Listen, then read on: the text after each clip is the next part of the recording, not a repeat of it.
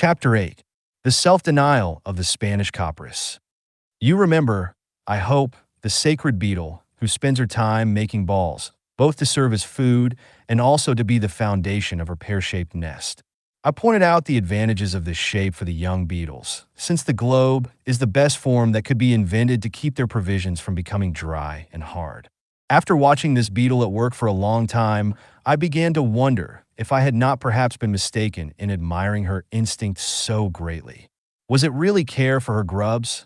I asked myself, that taught her to provide them with the tenderest and most suitable food? It is the trait of the sacred beetle to make balls. Is it wonderful that she should continue her ball-making underground? A creature built with long, curved legs, very useful for rolling balls across the fields, will go on with her favorite occupation wherever she may be, without regard to her grubs. Perhaps the shape of the pear is mere chance. To settle this question satisfactorily in my own mind, I should need to be shown a scavenger beetle who was utterly unfamiliar with the ball-making business in everyday life, and who yet, when laying time was at hand, made an abrupt change in her habits and stored her provisions in the form of a round lump. That would show me that it was not merely custom, but care for her grubs that made her choose the globular shape for her nest. Now in my neighborhood, there is a beetle of this very kind.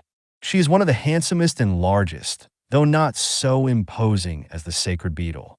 Her name is the Spanish Copris, and she is remarkable for the sharp slope of her chest and the size of the horn surmounting her head. Being round and squat, the Spanish Copris is certainly incapable of such gymnastics as are performed by the sacred beetle. Her legs, which are insignificant in length, and which she folds under her body at the slightest alarm, are not in the least like the stilts of the pill rollers. Their stunted form and their lack of flexibility are enough in themselves to tell us that their owner would not care to roam about burdened with a rolling ball. The Copris, indeed, is not of an active nature. Once she has found her provisions, at night or in the evening twilight, she begins to dig a burrow on the spot. It is a rough cavern, large enough to hold an apple.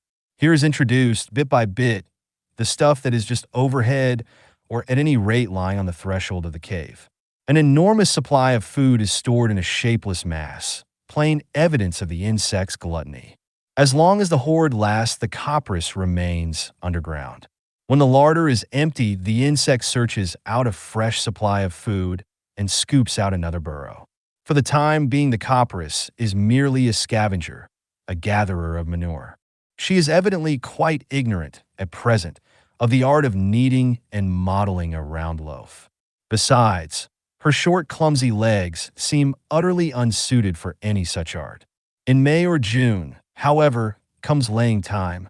The insect becomes very particular about choosing the softest materials for her family's food.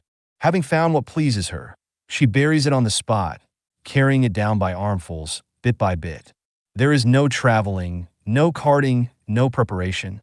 I observe, too, that the burrow is larger and better built than the temporary abodes in which the Copris takes her own meals. Finding it difficult to observe the insect closely in its wild state, I resolved to place it in my insect house, and there watch it at my ease. The poor creature was at first a little nervous in captivity, and when she had made her burrow was very cautious about entering it. By degrees, however, she was reassured, and in a single night, she stored a supply of the food I had provided for her. Before a week was out, I dug up the soil in my insect house and brought to light the burrow I had seen her storing with provisions. It was a spacious hall, with an irregular roof and an almost level floor. In a corner was a round hole leading to a slanting gallery, which ran up to the surface of the soil. The walls of this dwelling, which was hollowed out of fresh earth, had been carefully compressed and were strong enough to resist the earthquake caused by my experiments. It was easy to see that the insect had put forth all her skill, all her digging powers, in the making of this permanent home, whereas her own dining room had been a mere cave, with walls that were none too safe. I suspect she is helped in the building of this architectural masterpiece by her mate. At least I often see him with her in the burrows.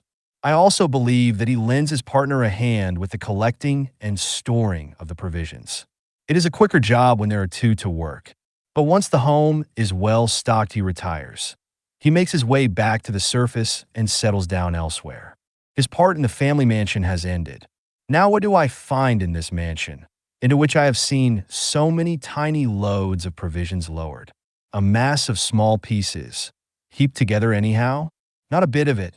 I always find a simple lump, a huge mass which fills the dwelling except for a narrow passage. This lump has no fixed shape. I come across some that are like a turkey's egg in form and size, some the shape of a common onion. I find some that are almost round and remind me of a Dutch cheese. I see some that are circular, with a slight swelling on the upper surface. In every case, the surface is smooth and nicely curved. There is no mistaking what has happened. The mother has collected and kneaded into one lump the numerous fragments brought down one after the other. Out of all those particles, she has made a single lump by mashing them, working them together, and treading on them. Time after time, I have seen her on top of the colossal loaf, which is so much larger than the ball of the sacred beetle, a mere pill in comparison. She strolls about on the convex surface, which sometimes measures as much as 4 inches across. She pats the mass and makes it firm and level. I only catch a sight of the curious scene. For the moment she sees me, she slips down the curved slope and hides away. With the help of a row of glass jars, all enclosed in opaque sheaths of cardboard, I can find out a good many interesting things. In the first place, I have found that the big loaf does not owe its curve, which is always regular, no matter how much the slope may vary, to any rolling process. Indeed, I already knew that so large a mess could not have been rolled into a hole that it nearly fills. Besides, the strength of the insect would be unequal to moving such a great load. Every time I go to the jar, the evidence is the same. I always see the mother beetle twisted on top of the lump, feeling here and feeling there, giving little taps and making the thing smooth. Never do I catch her looking as if she wanted to turn the block. It is clear as daylight that rolling has nothing to do with the matter. At last it is ready. The baker divides his lump of dough into smaller lumps, each of which will become a loaf. The Copris does the same thing, by making a circular cut with the sharp edge of her forehead, and at the same time, using the saw of her forelegs, she detaches from the mass a piece of the size she requires. In giving this stroke, she has no hesitation. There are no aftertouches, adding a bit here and taking off a bit there. Straight away, with one sharp, decisive cut, she obtains the proper sized lump. Next comes the question of shaping it, clasping it as best she can in her short arms, so little adapted, one would think, for work of this kind. The Copris rounds her lump of food by pressure, and pressure only. Solemnly, she moves about on the still shapeless mass, climbs up, climbs down, turns to right and left, above and below, touching and retouching with unvarying patience. Finally, after 24 hours of this work, the piece that was all corners has become a perfect sphere, the size of a plum. There in her cramped studio, with scarcely room to move, the podgy artist has completed her work without once shaking it on its base. By dint of time and patience, she has obtained the exact sphere which her clumsy tools and her confined space seem to render impossible. For a long time, she continues to polish up the globe with affectionate touches of her foot, but at last she is satisfied. She climbs to the top and by simple pressure hollows out a shallow cavity. In this basin, she lays an egg. Then, with extreme caution and delicacy, she brings together the sides of the basin so as to cover the egg and carefully scrapes the sides towards the top, which begins to taper a little and lengthen out. In the end, the ball has become ovoid or egg-shaped. The insect next helps herself to a second piece of the cut loaf, which she treats in the same way. The remainder serves for a third ovoid, or even a fourth. The sacred beetle, you remember, made a single pear-shaped nest in a way that was familiar to her, and then left her egg underground while she engaged in fresh enterprises. The Copris behaves very differently. Her burrow is almost filled by 3 or 4 ovoid nests, standing one against the other, with the pointed end upwards. After her long fast, one would expect her to go away, like the sacred beetle, in search of food. On the contrary, however, she stays where she is. And yet she has eaten nothing since she came underground, for she has taken good care not to touch the food prepared for her family. She will go hungry rather than let her grub suffer. Her object in staying is to mount guard over the cradles. The pair of the sacred beetle suffers from the mother's desertion. It soon shows cracks and becomes scaly and swollen. After a time, it loses its shape. But the nest of the Copris remains perfect, owing to the mother's care. She goes from one to the other, feels them, listens to them, and touches them up at points where my eye can detect no flaw. Her clumsy horn-shod foot is more sensitive in the darkness than my sight in broad daylight. She feels the least threatening of a crack and attends to it at once, lest the air should enter and dry up her eggs. She slips in and out of the narrow spaces between the cradles, inspecting them with the utmost care. If I disturb her, she sometimes rubs the tip of her body against the edge of her wing cases, making a soft, rustling sound, like a murmur of complaint. In this way, caring industriously for her cradles, and sometimes snatching a brief sleep beside them, the mother waits. The Copris enjoys in her underground home a rare privilege for an insect, the pleasure of knowing her family. She hears her grubs scratching at the shell to obtain their liberty. She is present at the bursting of the nest which she has made so carefully. And when the little captive, stiffening his legs and humping his back, tries to split the ceiling that presses down on him, it is quite possible that the mother comes to his assistance by making an assault on the nest from the outside. Being fitted by instinct for repairing and building, why should she not also be fitted for demolishing? However, I will make no assertions, for I have been unable to see. Now it is possible to say that the mother Copris, being imprisoned in an enclosure from which she cannot escape, stays in the midst of her nest because she has no choice in the matter.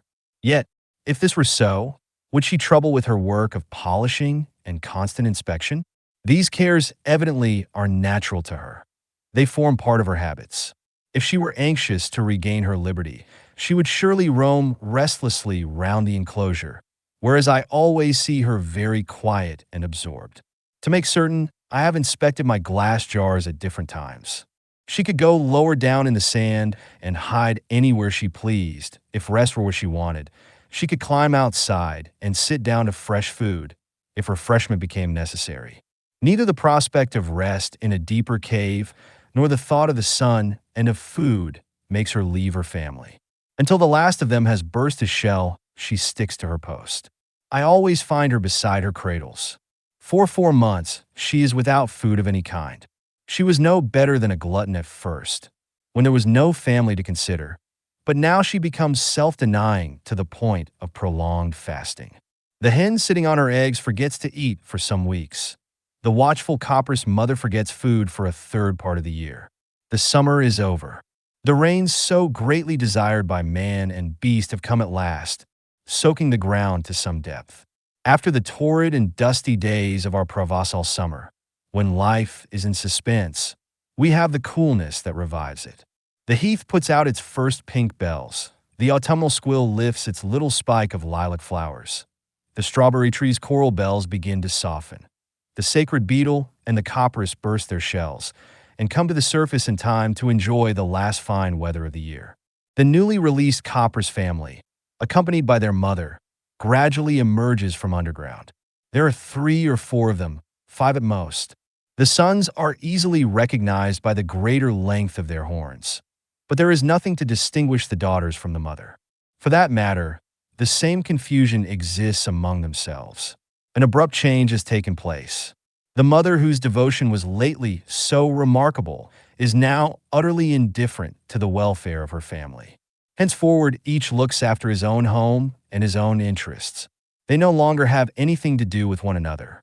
The present indifference of the mother beetle must not make us forget the wonderful care she has lavished for 4 months on end. Except among the bees, wasps, and ants, who spoon-feed their young and bring them up with every attention to their health, I know of no other such case of maternal self-denial. Alone and unaided, she provides each of her children with a cake of food, whose crust she constantly repairs, so that it becomes the safest of cradles. So intense is her affection that she loses all desire and need for food. In the darkness of the burrow, she watches over her brood for 4 months, attending to the wants of the egg, the grub, the undeveloped beetle, and the full-grown insect. She does not return to the glad outer life till all her family are free. Thus, we see one of the most brilliant examples of maternal instinct in a humble scavenger of the fields. The spirit breathes where he will.